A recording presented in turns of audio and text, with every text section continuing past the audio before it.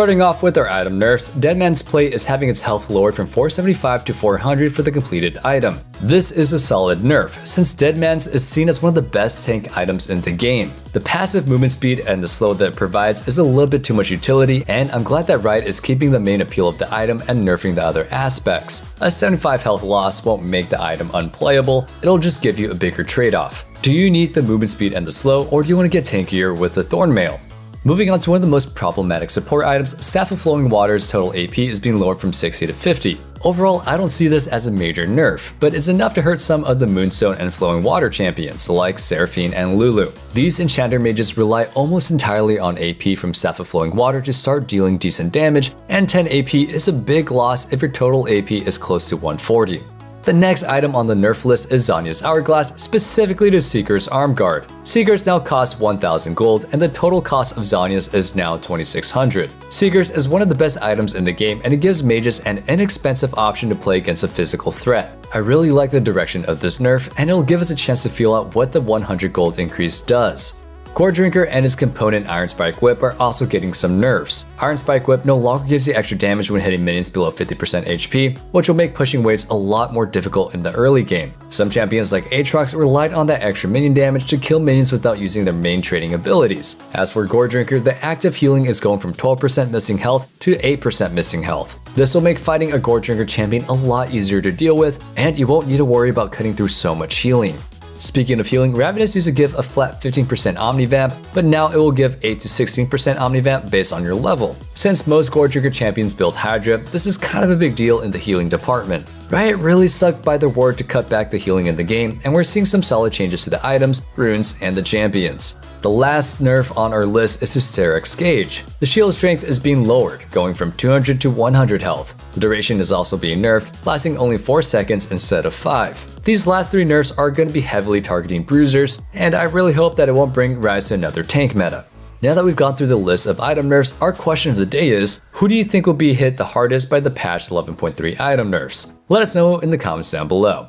So, let's move on to our list of buffs. These are always way more fun to talk about, and for the first time in a while, we're getting more buffs than nerfs. The first item to get buffed is Force of Nature. This MR item falls a bit flat compared to something like Spirit Visage, so Riot is deciding to make its unique passive stronger. The new Force of Nature will give you 8 movement speed per stack, capping at 40 instead of 30. I like the way that we're exploring what makes items different, and focusing on increasing strengths is the way to go when it comes to buffing items. In an attempt to make Frozen Heart viable, Riot is lowering the cost and armor, going up from 2700 gold to 2500, and lowering the armor from 80 to 70. Honestly, I don't think that Frozen Heart will ever be a super appealing option because of how much mana that it gives. There's no tank that needs 400 mana, and the passive is actually worse than Randuin's. It'll be a while before anybody actually builds Frozen Heart, but at least they're trying. Moving away from tank items, Counter-Tank Putrefier is getting a surprisingly big buff. It now gives 20 ability haste instead of 15, while also getting a new effect. Whenever you heal or shield an ally, their next instance of damage will inflict 60% grievous wounds in the target. This is a huge change, and it gives supports a very appealing option in their build. Honestly, the stats alone make this item good, and the grievous wound passive was mostly a bonus. Now, a Lulu can give her ADC heal cut, giving them more inventory space for a stronger item. Our next buff is to Immortal Shield Bow. After Gale Force and Kraken Slayer got some big buffs, Shield Bow kind of fell behind in the big option for most ADCs. Right now, only Samara builds Shield Bow consistently, so Riot's trying to give it some more stats to make it more appealing. Now it'll give 60 AD instead of 50, and the attack speed has been increased from 15% to 20%. This will make Shield Bow much more reliable for champions without passive attack speed, and it might become the best ADC mythic item once again. The next ADC item to get buffed is Phantom Dancer. The item now gives 20 AD at the cost of 20% attack speed. One longsword will replace the 2 daggers in the build path as well, and the bonus attack speed from the passive only requires 3 stacks and now caps at 30%. There's a lot of number changes here, but this pretty much only buffs Phantom Dancer. The item used to give way too much attack speed, so now you have a decent boost in AD with some less attack speed options. This puts the item in a pretty good spot, making it a viable attack speed option. Pair it with Shield Bow and you'll have a strong 1v1ing ADC. The last marksman item to get a buff is Lord Dominik's, which is getting a 10% increase to armor penetration that it gives, putting it at 35% total. This makes the item great for shredding tanks, giving ADCs even more buffs in patch 11.3. Moving on to the mage items, we're finally getting some mage buffs after so many nerfs to the mythic items. Verdant Barrier, the main component in Banshee's Veil, is now getting a new passive, granting 1 MR for every time you kill a unit. This maxes out at 15 and the cost is also lowered to 1000 gold. I really like the direction of this change, making Verdant Barrier the MR version of Seeker's Arm Guard. This reminds me of what Riot did with Grievous Wounds, which made it easier for all players to have options. With changes to Verdant Barrier also comes changes to Banshee's Veil. The total cost is now 2600, but the total AP is 80 instead of 65. This is 15 AP for 100 gold, which is a great value. Overall, Banshees is in a way better spot, and it's honestly one of the best AP legendary items if these changes go through. The last item on our buff list is to Horizon Focus. The total AP went up from 100 to 115, and the Hypershot bonus damage passive now applies on units that are only 700 range away instead of 750. These are massive item buffs, and the item is finally how much gold it costs. This will make long-range mages like Lux and Zoe a lot stronger. The next 3 items that we'll be talking about have been adjusted, so we'll talk about how we feel about the changes. Both Leeching Lair and Riftmaker have their Omni Vamp adjusted, with Riftmaker no longer giving a flat 15% and now scaling from 8% to 16% based on level. To compensate for these nerfs, both items now give 250 health instead of 150. This change is meant to help tank your AP bruisers like Mordekaiser while hurting champions that rely heavily on the Omni Vamp like Akali. The last item to be changed in this patch preview is Eclipse. The shield that you get is now increased, giving you a 180 shield for melees and 90 shield for ranged. To compensate for this, the Omni Vamp now scales, going up from 5 to 10% based on your level. Champions that like to do quick trades will enjoy these changes, while others that relied on Omni Vamp will have trouble sustaining through the early fights. Okay, so before we talk about the champions that are getting changed in patch 11.3, you guys should also check out our coaching services at ProGuides.com. Our high elo staff will help you with anything that you need, including understanding the meta and what champions will be good. If you're really invested in climbing this season, visit us and talk to one of our coaches. Now that we've gone through all the detailed item changes, let's talk about what champions are getting nerfed this patch. We don't know the exact details, but we have some insight to what these changes might be based on the performance of the game.